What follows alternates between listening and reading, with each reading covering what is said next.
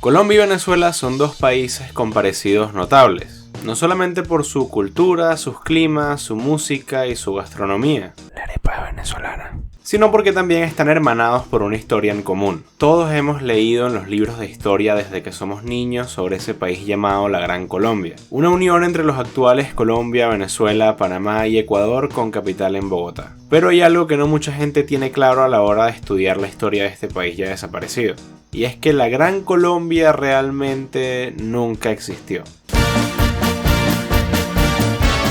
Para entender el proyecto de la Gran Colombia, primero tenemos que conocer al primer ideólogo de esta unión, Francisco de Miranda. Si quieren el cuento largo va a estar apareciendo por acá el video donde lo comparo con Bolívar, pero a modo de resumen, Miranda nació en Caracas en el año 1750 siendo hijo de un canario que logró amasar una cantidad considerable de dinero dedicándose al comercio. A los 21 años es enviado a España por su padre a servir en el ejército. Una vez allá estuvo asignado a las plazas militares de Madrid, Granada, Melilla y Cádiz. En 1780 fue enviado a La Habana para apoyar a los independentistas de la Revolución Americana. Miranda participó en la toma de la capital de lo que hoy es Luisiana y en la batalla de Pensacola, logrando retomar Florida para los españoles. Debido a problemas con las autoridades de la corona, Miranda se retira del ejército y viaja por Estados Unidos, donde conoce a individuos como Alexander Hamilton y George Washington. En 1785 partió a Londres, donde comenzaría sus viajes por casi toda Europa, destacando sus visitas a Prusia, Sajonia, Atenas y Rusia. Estando de vuelta en Londres tras varios años de viaje y habiendo aprendido de los distintos sistemas de gobierno que había en Europa y el norte de América,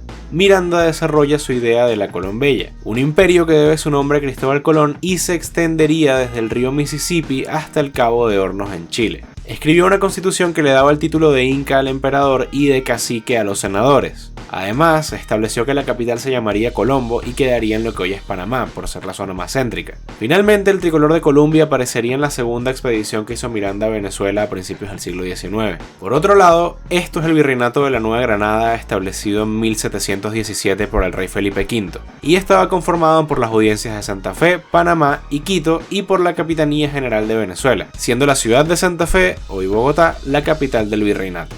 El nombre de Colombia no aparece en ningún lugar porque para ese tiempo ni siquiera era una idea en la cabeza de Miranda porque no había nacido. La primera vez que Colombia aparece como una entidad administrativa fue después del Congreso de Angostura entre febrero y julio de 1819 y ratificada por el Congreso de 1821, uniendo a Venezuela y la Nueva Granada en una sola nación llamada República de Colombia. Posteriormente se adheriría la provincia de Panamá en 1821 y las de Quito y Guayaquil en 1822, incluyendo territorios como el Esequibo y partes de los actuales Perú y Brasil, además de reclamar territorios en Centroamérica que a día de hoy forman parte de Costa Rica y Nicaragua. Bolívar básicamente tomó la idea de Miranda y la hizo realidad de una forma muchísimo más manejable y que tenía más sentido. Y esta es la razón por la que una cosa llamada Gran Colombia jamás existió. Ese país fundado por Bolívar en Angostura, lo que hoy es Ciudad Bolívar en Venezuela, se llamaba República de Colombia, no Gran Colombia. La gente que habitaba en ese territorio eran colombianos, no gran colombianos.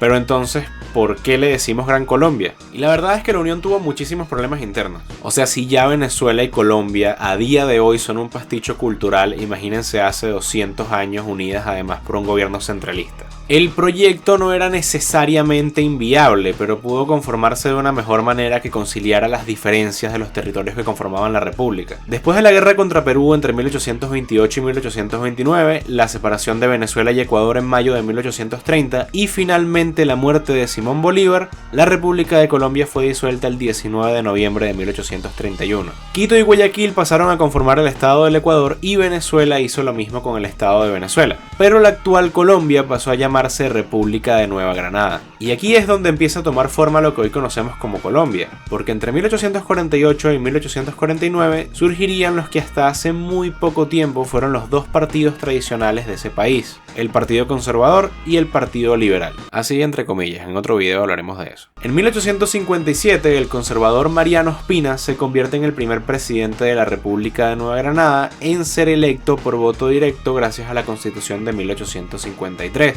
que sería modificada por el propio Espina en 1858, cambiándole el nombre al país a Confederación Granadina, implantando un régimen federal con apoyo de la mayoría conservadora del Congreso. Entre 1860 y 1862 se produciría una nueva guerra civil entre conservadores y liberales, donde esta vez tomarían el control los liberales y le cambiarían el nombre al país nuevamente a Estados Unidos de Colombia. Por último, después de una hegemonía del Partido Liberal, se dio otra guerra civil donde el presidente cambiaría de bando fundando un nuevo partido llamado Partido Nacionalista, y se promulgaría la Constitución de 1886, donde finalmente el país se terminaría llamando República de Colombia, nombre que se ha mantenido hasta hoy. En el siglo XX, los historiadores se dieron cuenta de que era algo confuso utilizar el nombre República de Colombia para referirse a la entidad que agrupó a Venezuela, Ecuador, Panamá y la Nueva Granada en un solo territorio. Básicamente porque ahora este último país había decidido denominarse con ese nombre. Entonces, para evitar problemas y confusiones a la hora de estudiar la historia, se le empezó a denominar Gran Colombia al proyecto de Bolívar. Desde mi punto de vista, esto fue un error. Tanto venezolanos como neogranadinos y ecuatorianos participaron activamente en la construcción de la antigua República de Colombia, que incluso llegó a ser reconocida por Estados Unidos y algunos países de Europa como la nación más prestigiosa de la región, proyectándola incluso con la capacidad de ser una de las naciones más poderosas del mundo en algún futuro.